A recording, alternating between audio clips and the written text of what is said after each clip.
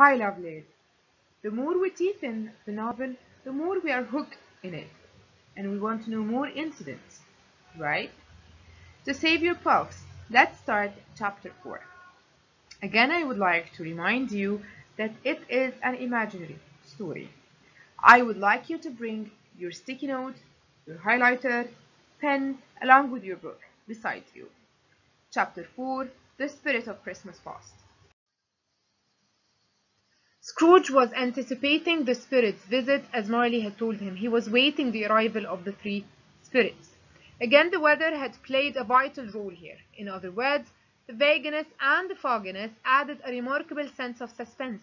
It shows that it was the end for the new beginning, where there was going to be a totally different atmosphere and a brand new beginning. The clock strikes indicate that it was the turning point in Scrooge's life. While Scrooge was waiting the arrival of the three spirits, he found a strange figure by the window. It was the first spirit that had paid Scrooge a visit, and it was the spirit of Christmas past. The spirit of Christmas past actually had a special appearance, and its appearance is very important, not only a mere description, but the significance is very important. Strange figure like a child, but also an old man with white hair. The white hair itself symbolizes the wisdom that people gain by age.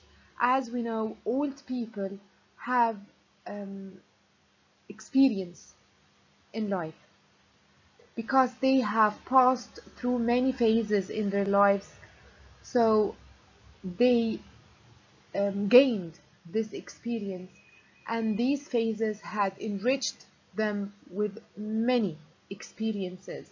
Okay, his face was smooth, his arm was long and strong.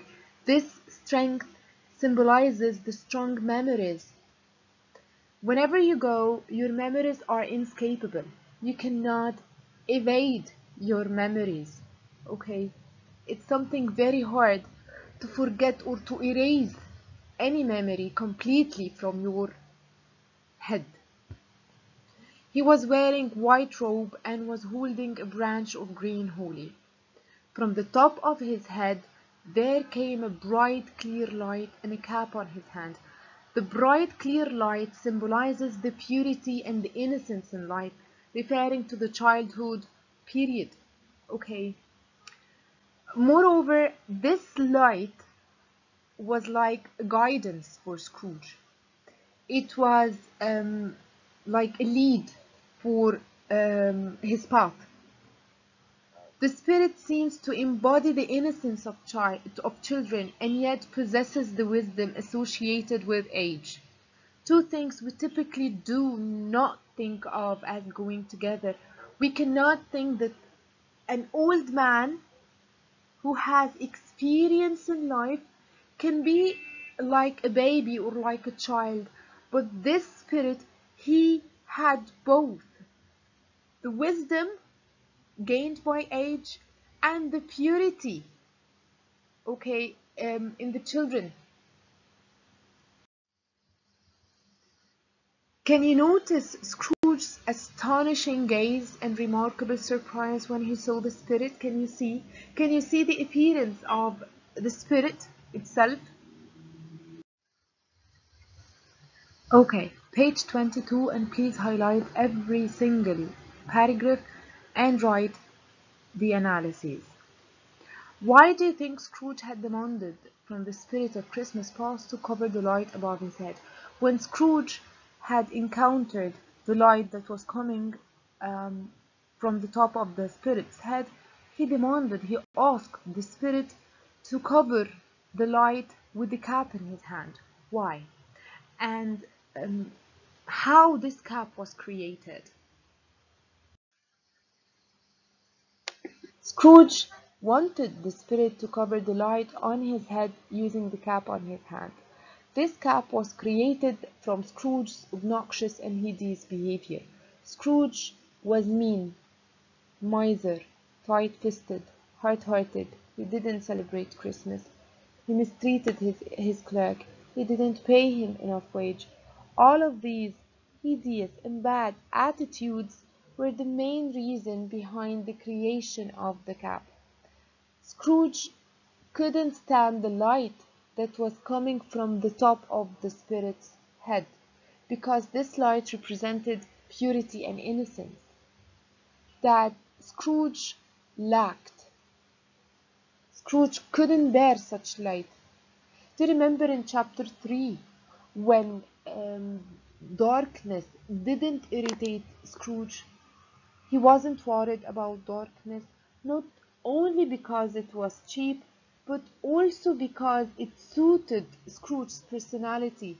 Scrooge, Scrooge's heart was gloomy and dull and full of hatred towards people.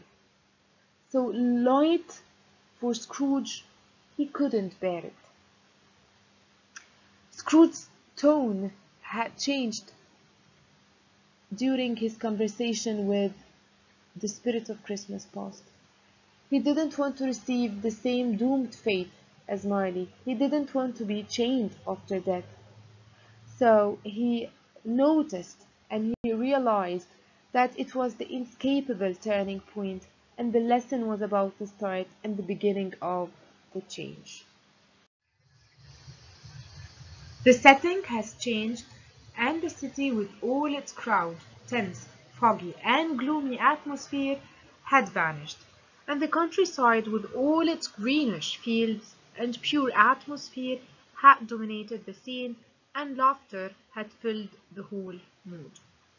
Scrooge had recalled the countryside, and a tear came to his eyes. When the spirit of Christmas passed and Scrooge were wandering around the school, they entered a room and saw a lonely boy. Do you know who was this boy? Exactly. He was young Scrooge. Scrooge knew this boy and he felt an agony, a pain. He felt pain in his heart because Scrooge knew that it was him when he was a kid. Scrooge had a sad childhood, and this part is quite important. Why? Why he had a sad childhood? Because his father used to leave him alone at his boarding school during Christmas. On the other hand, the other boys' parents used to take them back home to celebrate Christmas with them and enjoy the warmth of the family gathering and being among their beloved ones. But desperate Scrooge used to stay alone reading books with his imaginary friend Ali Baba, which he had created himself to compensate the loss of being left lonely during these holy and sacred days. So imagine a little boy, his parents, especially his father, used to leave him alone during Christmas, and the other boys used to be taken home to celebrate Christmas with their families. Okay, young Scrooge used to sit alone in this boarding school, totally alone. All what he used to do is to read, and he used to create imaginary friends. His imaginary friend was one of his imaginary friends was called Ali Baba. Okay, so can you imagine how hard times he had passed through during um, the boarding school, his time in the boarding school? So he wished to give the boy who come to his office singing carols something. He regretted how harsh he had dealt with the boy. When Scrooge had seen himself, or when he remembered himself alone, he regretted something.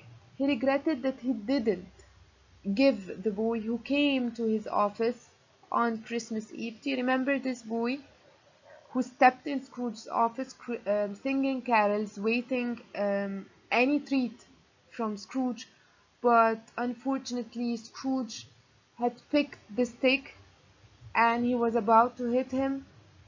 Yes, Scrooge had regretted this memory. He had regretted this scene. He wished if he could turn back the clock and give this boy something for Christmas. Okay? A girl had entered the room where young Scrooge was sitting in. Who was this girl? Who was this girl? She was Scrooge's little sister. Her name was Fan. She was the only one who used to look after him when he was in school. She came to take him home to spend Christmas with his family. Scrooge was surprised because it was the first time to spend Christmas with his family. And this shows that Scrooge and his father weren't in good terms. His father used to leave him at school to spend Christmas alone because his father wasn't in good term with him. Scrooge had heard the schoolmaster's voice. He feared this person very much, and this shows as well that the schoolmaster used to be a cold fish person, and a cold fish person means that he was mean and hard-hearted person. Okay. Then the spirit of Christmas passed, and Scrooge were talking about Scrooge's sister Fan, and he told him something very important. The spirit of Christmas past told Scrooge that she was never very strong, but she had a large heart. A large heart means that she was very kind. Okay, so Fan was weak and not strong, but she had a kind heart because she was the only person who used to look after Scrooge and asked about him when he was in the boarding school.